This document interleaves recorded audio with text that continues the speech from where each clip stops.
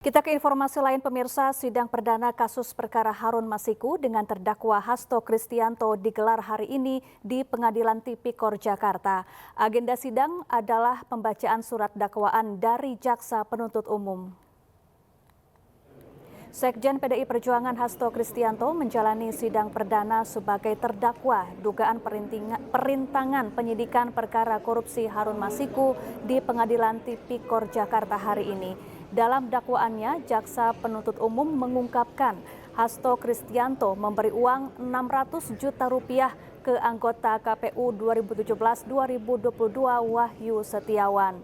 Hasto juga didakwa merintangi penyidikan, salah satunya dengan memerintahkan Nur Hasan untuk meminta Harun Masiku merendam handphone ke dalam air. Bersama-sama Doni Tri Istiqomah, Saiful Bahri dan Harun Masiku telah memberi uang sejumlah $57.350 Singapura atau setara 600 juta rupiah kepada pegawai negeri atau penyelenggara negara, yaitu kepada Wahyu Setiawan selaku anggota Komisi Pemilihan Umum Republik Indonesia periode tahun 2017-2022 yang diangkat berdasarkan keputusan Presiden Republik Indonesia nomor 43/P tahun 2017 tanggal 10 April 2017 tentang pemberhentian dan pengangkatan anggota Komisi Pemilihan Umum yang memiliki wewenang secara kolektif kolegial, antara lain melakukan pengambilan keputusan terkait tahapan-tahapan pemilu dan menerbitkan keputusan KPU terkait hasil pemilu bersama-sama Agustiani Tio Pridelina, dengan maksud supaya pegawai negeri atau penyelenggara negara tersebut berbuat atau tidak berbuat sesuatu dalam jabatannya yang bertentangan dengan kewajibannya, yaitu uang tersebut diberikan dengan maksud supaya Wahyu Setiawan mengupayakan agar KPU RI menyetujui permohonan pergantian antar waktu atau PAW calon legislatif terpilih daerah pemilihan Sumatera Selatan 1 atas nama Rizky Aprilia kepada Harun Masiku. Sengaja mencegah, merintangi atau menggagalkan secara langsung atau tidak langsung penyidikan, penuntutan dan pemeriksaan di sidang pengadilan terhadap tersangka dan terdakwa ataupun para saksi dalam perkara korupsi, yaitu dengan sengaja telah melakukan perbuatan mencegah, merintangi atau menggagalkan secara langsung atau tidak langsung penyidikan terhadap tersangka Harun Masiku.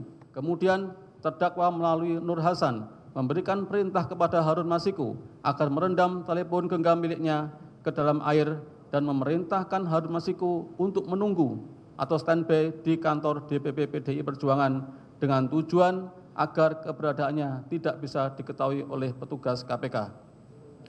Pada sekitar pukul 18.35 WIB, bertempat di sekitar Hotel Sofian, Cut Mutia, Jakarta, Harun Masiku bertemu dengan Nur Hasan, menindaklanjuti perintah terdakwa, dan atas bantuan Nur Hasan pada jam 18.52 WIB, telepon genggam milik Harun Masiku tidak aktif dan tidak terlacak.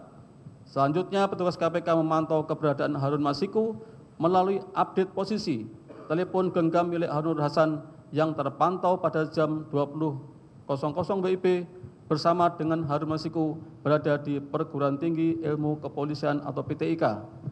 Dan pada saat bersamaan, Kusnadi selaku orang kepercayaan terdakwa juga terpantau berada di PTIK. Kemudian petugas KPK mendatangi PTIK namun tidak berhasil menemukan Harun Masiku. Halo, selamat malam. Apa kabar pemirsa? Berita aksi unjuk rasa mahasiswa yang berakhir ricuh di depan Mapolresta Medan, Sumatera Utara tadi menjadi pembuka jumpa kita di iNews Prime. Kami juga memiliki informasi terkait sidang perdana Sekjen PDI Perjuangan Hasto Kristianto sebagai terdakwa dugaan perintangan penyidikan kasus Harun Masiku. Saya Syafaati Suryo, inilah iNews Prime selengkapnya.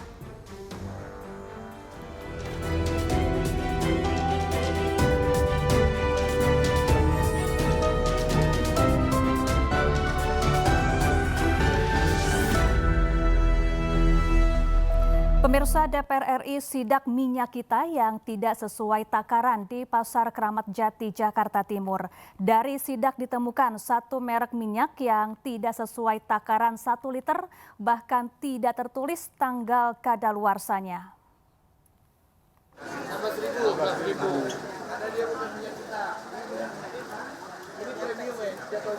Nggak nyampe 800.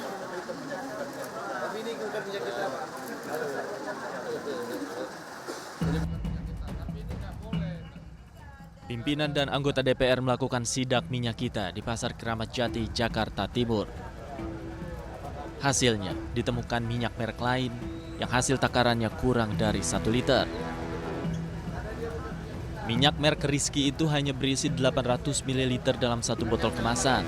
Selain itu, tidak terdapat tanggal kadaluarsa di botol minyak ini. Sementara untuk minyak kita yang ada di Pasar Keramat Jati, hasil pengukuran takaran yang ditemukan sudah sesuai dengan ketentuan, yaitu 1 liter per botol. Sudah seminggu ini harga sudah sesuai dengan HET yaitu 15.700. Dengan harapan bahwa mudah-mudahan mendekati Lebaran harga HET-nya bisa stabil di 15.700.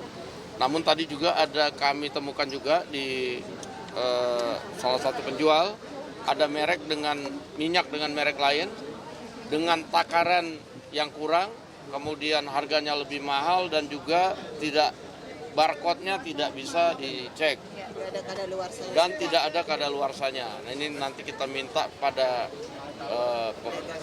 perdagangan untuk menindaklanjuti temuan dari kami pada hari ini. DPR meminta Kementerian Perdagangan untuk menindaklanjuti temuan ini. Sementara mendekati Lebaran, harga minyak diharapkan bisa stabil. Dari Jakarta, Naura Syafikah, Tri Julianti, iNews melaporkan. Pemirsa, Menteri Perdagangan Budi Santoso mengecek harga minyak kita di Pasar Tomang, Jakarta Barat. Selain itu, Mendak juga mengecek stok kebutuhan bahan pokok dan memastikan akan terkendali selama puasa hingga Lebaran. Ini berapa harganya? Sesuai head, Pak. Kembali. Harganya normal ya, sesuai HET 15.700 ya. Menteri Perdagangan Budi Santoso didampingi Menteri Lingkungan Hidup Hanif Faisal meninjau harga minyak kita di Pasar Tomang, Jakarta Barat. Di pasar ini, minyak kita terpantau sesuai dengan harga eceran tertinggi, yakni berkisar Rp15.700. Takarannya pun sesuai dengan kemasan. Namun demikian, Mendak menyebut harga di setiap pasar dipatok dengan harga berbeda, yakni berkisar Rp17.000 hingga Rp19.000. Selain mengecek minyak kita, Mendak juga mengecek stok kebutuhan bahan pokok dan memastikan aman selama bulan Ramadan hingga Lebaran. Tadi kan sempat juga ngecek harga ya, beberapa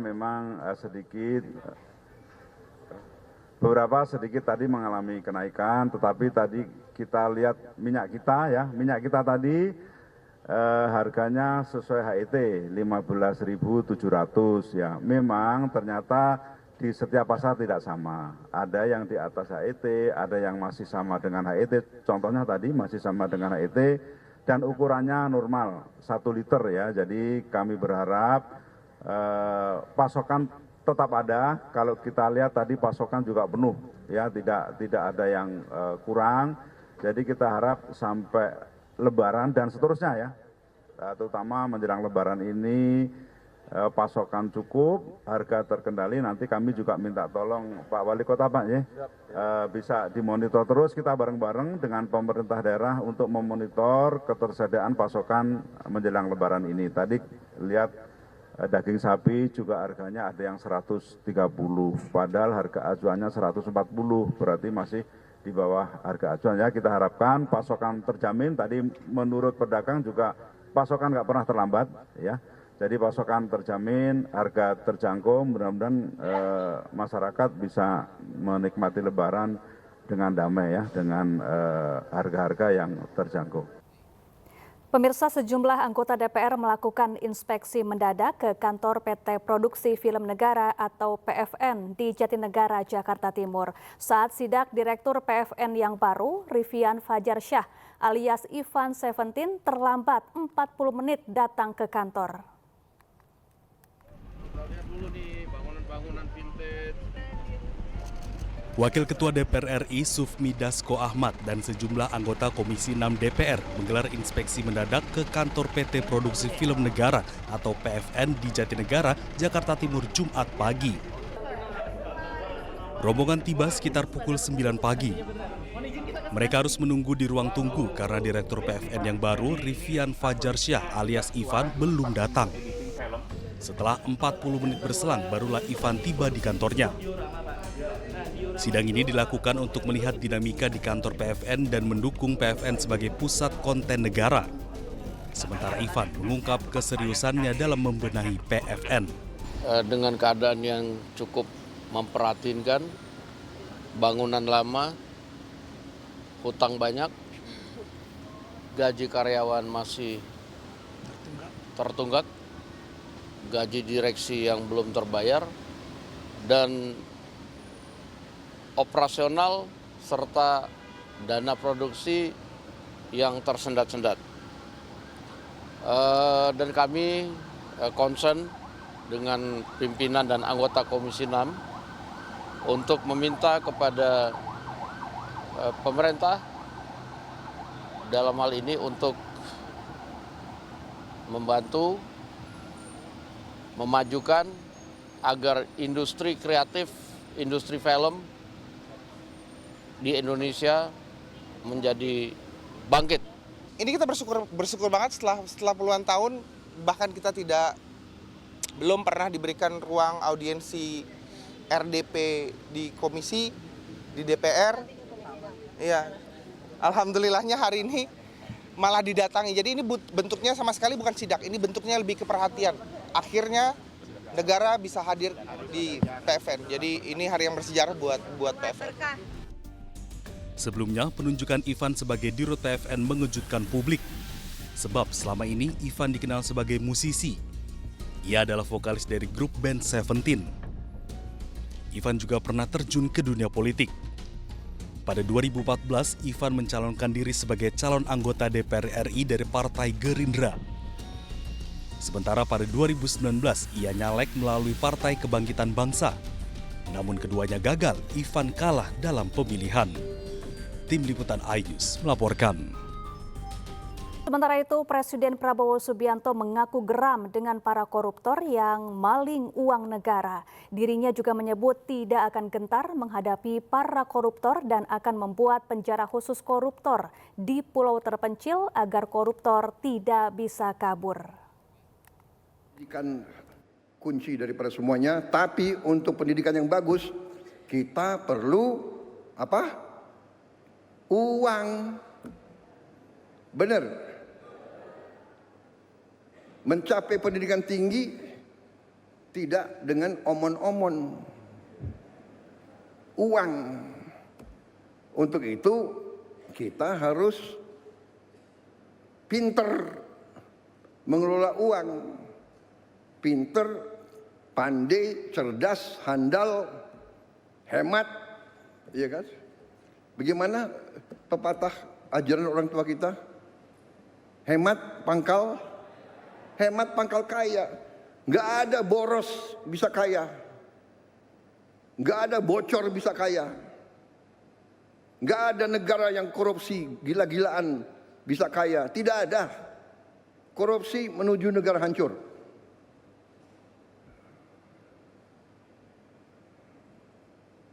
Saya tidak akan mundur menghadapi koruptor. Saya tidak akan mundur menghadapi koruptor.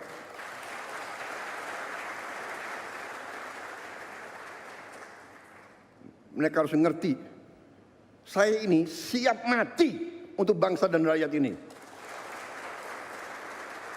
Saya tidak takut. Mafia manapun saya tidak takut. Apalagi ada Kapolri sama Panglima TNI. Masa kita takut? Apalagi guru-guru akan membantu saya. Ya.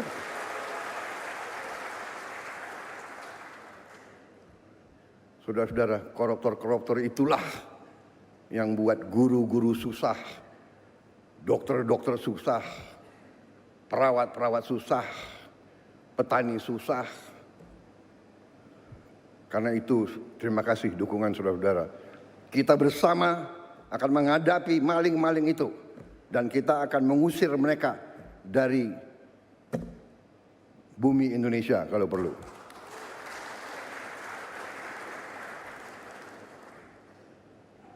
Saya nanti juga akan sisihkan dana, saya akan bikin penjara yang sangat, pokoknya sangat kokoh di suatu tempat yang terpencil, mereka nggak bisa keluar malam hari. Kita akan cari pulau, kalau mereka mau keluar biar ketemu sama hiu.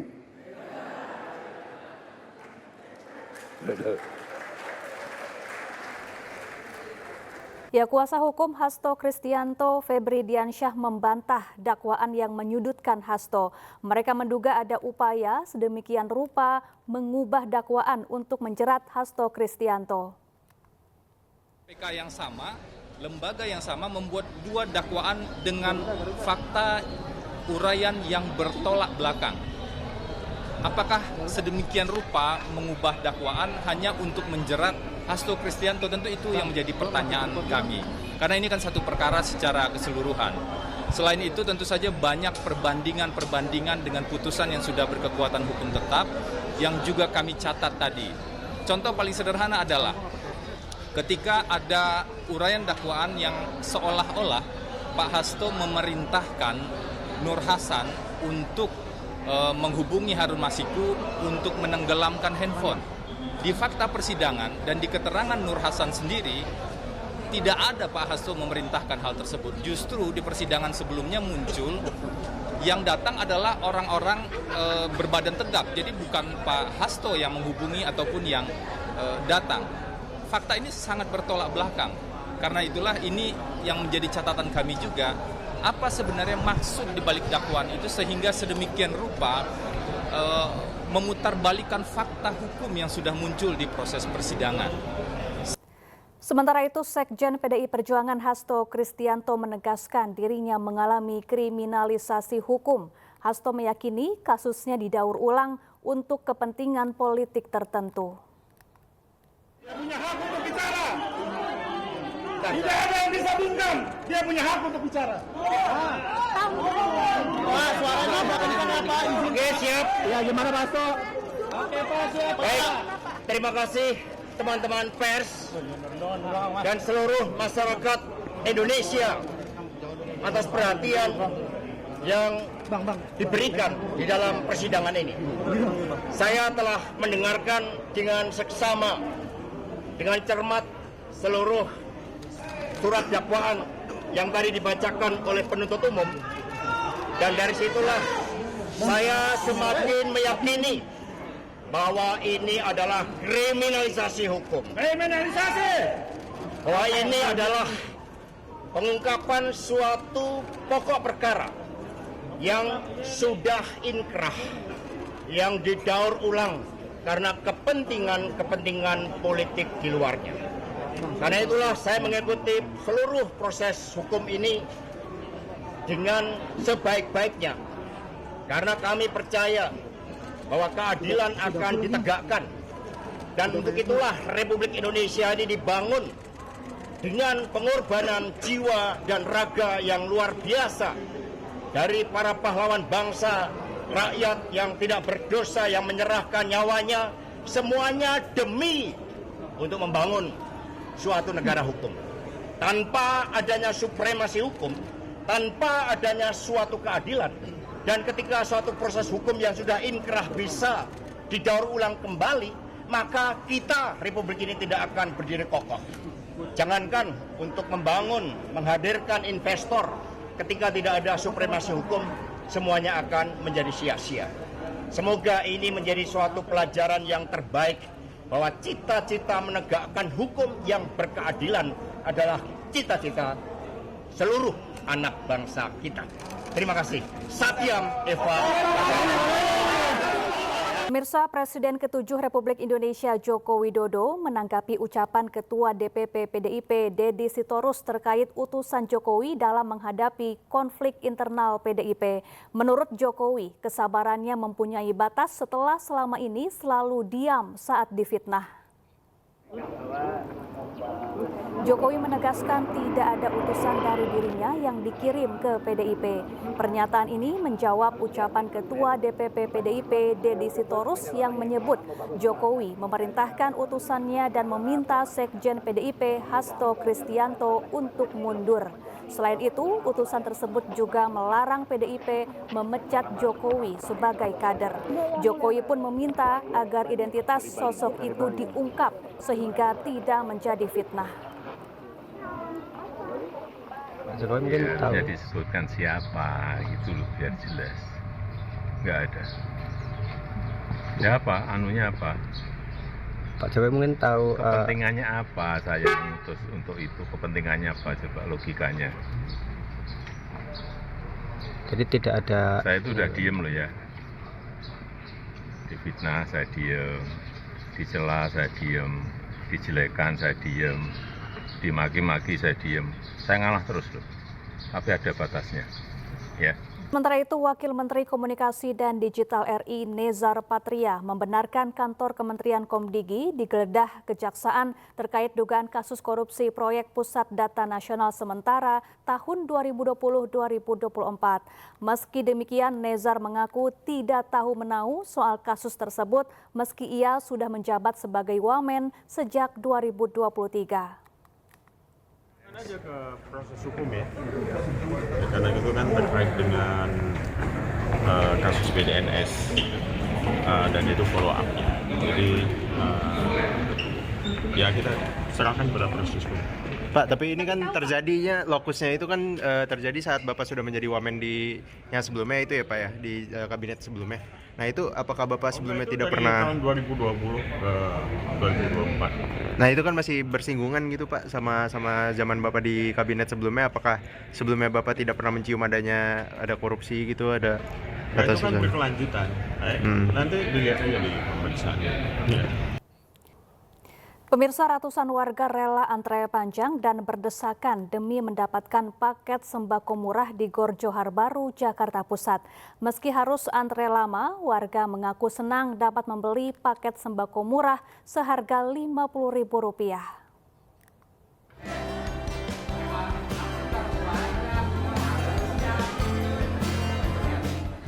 Sejak pagi hari, ratusan warga yang didominasi ibu-ibu sudah memenuhi gelanggang olahraga Johar Baru, Jakarta Pusat. Mereka rela antre dan berdesakan demi mendapatkan paket sembako murah. Pihak panitia menyediakan paket sembako berisi 5 liter beras, 5 bungkus mie instan, 1 liter minyak goreng, 1 kilogram gula, dan ikan kaleng dengan biaya hanya Rp50.000 dari harga normal Rp135.000.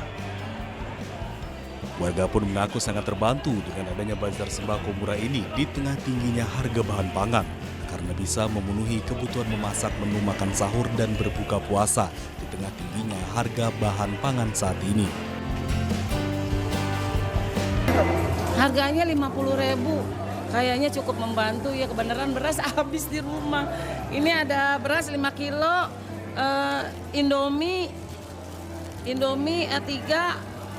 gula, sarden sama minyak. Ya untuk Rp50.000 ya jauh lebih murah sih, berasnya aja udah Rp50.000 sendiri biasanya kan. Lumayan, membantu. Nah ini kan menjelang lebaran nih nanti Bu, kira-kira bazar seperti ini harus diperbanyak atau gimana? Iya dong, harus diperbanyak, lumayan buat mama. Pihak panitia menyediakan 1.000 paket sembako murah. Rencananya kegiatan bazar sembako murah akan terus digelar guna membantu warga mendapatkan bahan pangan dengan harga terjangkau. Dari Jakarta, Rani Sanjaya, iNews melaporkan. Sementara itu di kantor Samsat Cimahi, Jawa Barat, ratusan emak-emak juga menyerbu bazar pasar murah. Gerakan pasar murah ini dilakukan untuk membantu warga di tengah mahalnya harga kebutuhan pokok.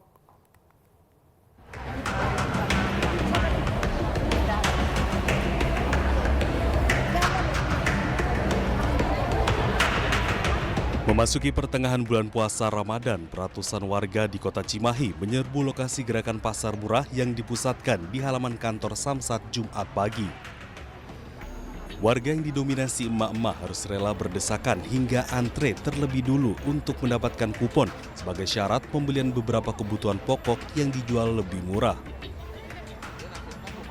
Sejumlah lapak yang diburu diantaranya beras, minyak, hingga telur. Warga harus berdesakan membeli beras murah jenis medium seharga Rp58.000 per 5 kg. Warga tentu saja antusias meski harus berdesakan, apalagi jika beli beras di pasar tinggi, yaitu Rp13 hingga Rp15.000 per kilogramnya untuk jenis medium. Membantunya gimana, Bu? Ya, harganya murah gitu. Terus beli apa aja ini, Bu? Saya cuma beli beras aja. Berapa ini, Bu? Berapa karung? 2 karung. Pasar murah ini digelar pemerintah Kota Cimahi sebagai salah satu upaya mengendalikan harga kebutuhan pokok selama bulan puasa hingga hari raya Lebaran nanti. Yang diturunkan 3,5 ton, ya, ini cadangan pangan kita. Untuk harganya? Harga di Rp58.000 per 5 kilo. Pembatasan beli untuk sementara tidak. Gerakan pasar murah ini digelar sepekan 2 kali yang di 3 kecamatan wilayah Kota Cimahi. Pemkot Cimahi pun menggandeng Bulog kemudian beberapa retail dan toko modern untuk menyediakan kebutuhan pokok dan pangan yang dijual murah. Pemirsa, penyidik Kejaksaan Negeri Jakarta Pusat menggeledah kantor Kementerian Komdigi di Jakarta Jumat siang. Penggeledahan dilakukan terkait dugaan kasus korupsi Pusat Data Nasional Sementara yang merugikan negara hampir 1 triliun rupiah.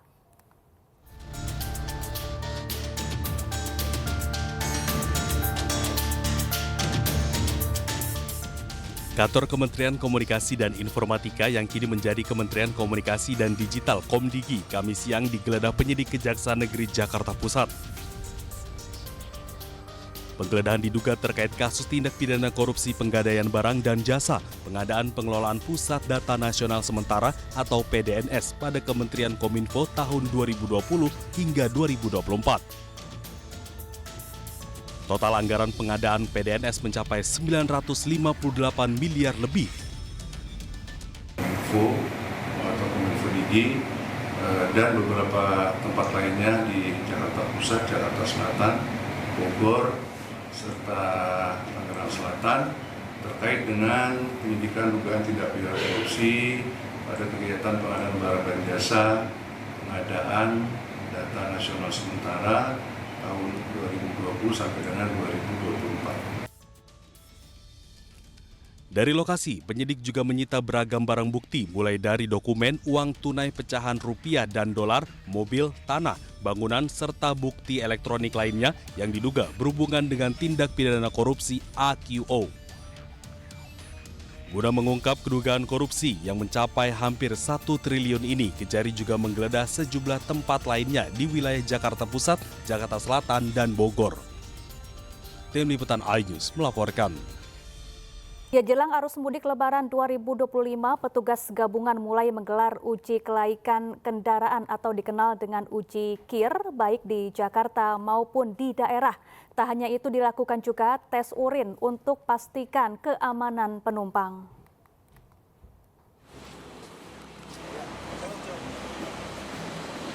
Petugas gabungan pemeriksa satu persatu bus di Terminal Terpadu Pulau Gebang, Cakung, Jakarta Timur, Jumat sore.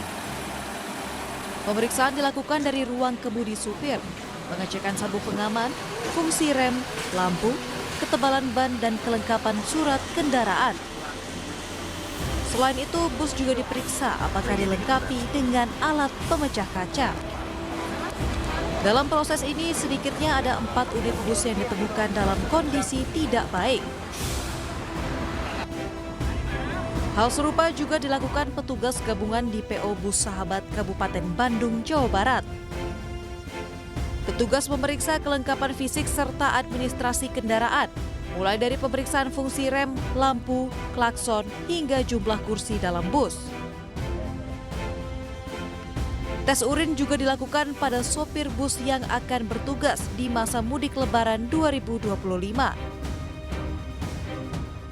Kami datang di PO Sahabat di Kabupaten Bandung ini, yang pertama tujuannya untuk mengecek kesiapan kendaraan yang akan digunakan untuk mudik nanti di Lebaran tahun ini. Kemudian yang kedua, mengecek juga kesiapan personil, maksudnya pengemudinya, yaitu kita mengecek kesehatannya, juga melakukan cek urin, serta kita memberikan masukan-masukan terhadap para pengemudi dan pengelola untuk bagaimana bisa menyelenggarakan mudik ini secara aman dan nyaman. Pemeriksaan kondisi fisik, kelengkapan administrasi, juga tes urin untuk sopir bus ini dilakukan untuk memastikan mudik Lebaran 2025 berlangsung aman dan nyaman. Tim Liputan iNews melaporkan.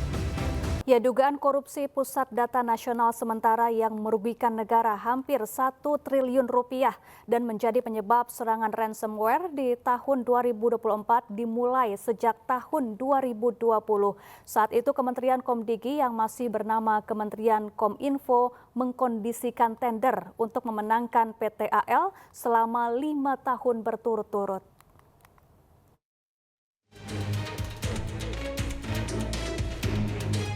Kejaksaan Negeri Jakarta Pusat mencatat korupsi diduga mulai pada tahun 2020.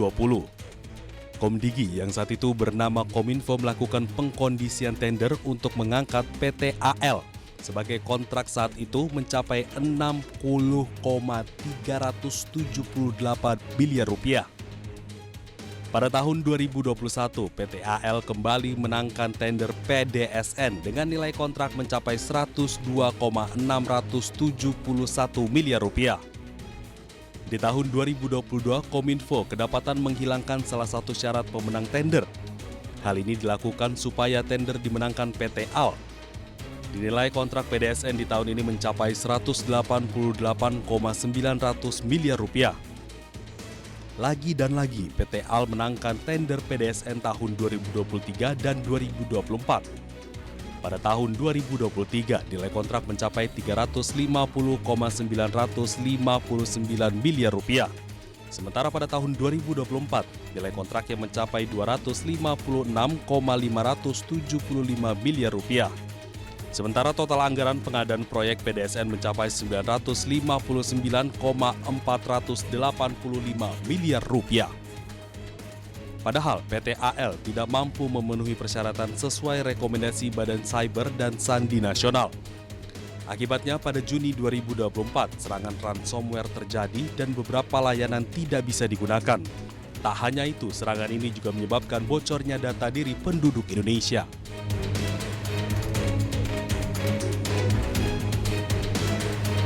Kita beralih ke informasi lain, pemirsa. Kementerian Perhubungan bersama instansi terkait menggelar rapat koordinasi terkait kesiapan arus mudik dan arus balik Lebaran tahun 2025. Menteri Perhubungan Dudi Purwagandi memimpin rapat koordinasi kesiapan arus mudik dan arus balik Lebaran. Rapat ini membahas tentang antisipasi lonjakan pemudik, mitigasi bencana selama mudik, serta potensi kecelakaan selama mudik berlangsung. Rapat koordinasi juga dihadiri oleh Kepala BMKG, perwakilan Basarnas, Kakor Lantas Polri, dan Jasa Marga.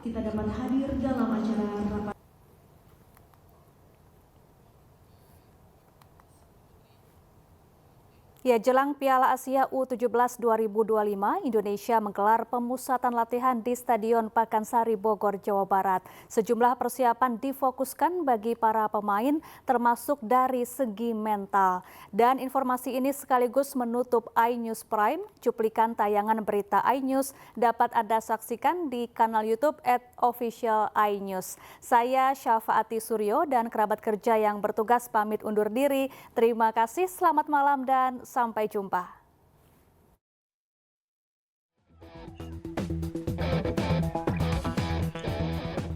Tim U17 Indonesia menggelar pemusatan latihan di Stadion Pakansari Bogor, Jawa Barat pada Kamis malam.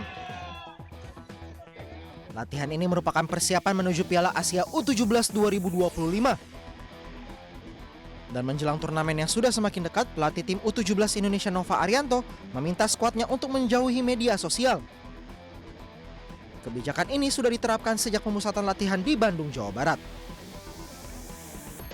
Yang pasti saat ini pemain saya sarankan tidak melihat media sosial ya, karena saya tahu secara ekspektasi masyarakat sangat besar ya, masih 17, senior waktu itu masih 20 ya, dan itu yang saya tekankan agar pemain tidak terlena dan pemain tidak merasa tertekan dengan situasi itu ya, dan saya minta pemain bisa melupakan di media sosial agar pemain bisa lebih fokus untuk tampil di Piala Asia.